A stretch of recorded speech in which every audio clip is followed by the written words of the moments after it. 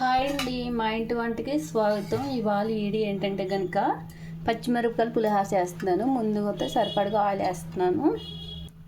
Oil వేడవాక గుప్పు పల్లీలు వేపుకోవాలి చిన్న మంట మీద. అవి వేగుతున్నప్పుడే మినపప్పు, శనగపప్పు, ఆవాలు, జీలకర్ర కూడా వేసుకోవాలి. చిన్న మంట మీద ఫ్రై చేసుకోవాలి. అవి వేగుతున్నప్పుడు కొన్ని జీడిపప్పు కూడా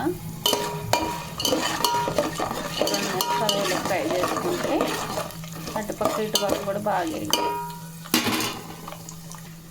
రెండు మూడు ఎండుమిరపకాయలు. ఇప్పుడు అంటే దరిదాపు ఒక 20 పచ్చిమిరపకాయలు సన్నగా కట్ చేసుకుని వేసుకోవాలి.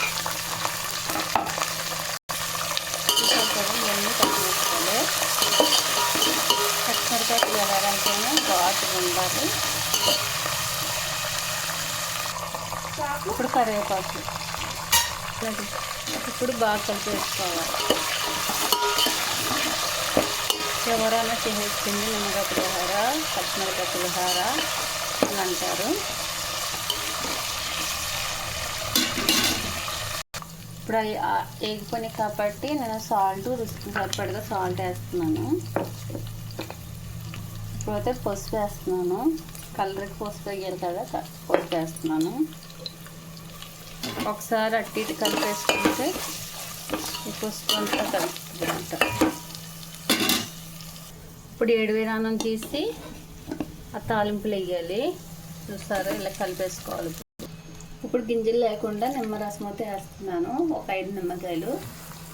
ఇప్పుడు ఏడువేడన్నం ఇలా కలిపేసుకోవాలి. అంటే మనం పొలుగ్గా అరుచుకోవాలి, లేదంటే కనుక మెత్తగా అయిపోతుంది. చూసారు కదండి, పచ్చిమిరపకాయల పులిహార అయితే రెడీ అయ్యమాట. ఇలాగే ట్రై చేస్తే చాలా రాలేదు కూడా బాగా వచ్చేస్తుంది అన్నమాట పులిహార, పచ్చిమిరపకాయ పులిహార. మీరు కూడా ట్రై చేయండి అన్నమాట.